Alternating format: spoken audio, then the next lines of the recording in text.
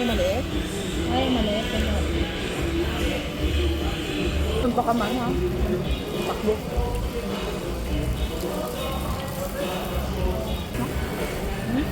Dala tayo kasi. Pwede ba yun? Tsaka yung ano sana yung ban niya talaga. Including kasi ito sa mga mahal na restaurant. Pang ano lang talaga ng seafood na ano. Pero mahal na restaurant. Yung menu mo talaga lang. Kasi di ba pag maraming choices, parang hindi mo na muna kakainin mo. Marami naman choices to. Lasa lang. Flavor. So, what I mean? Ito, nakain mo, diba? What I mean, yung maraming nakahain sa harap. Na iba. Oo.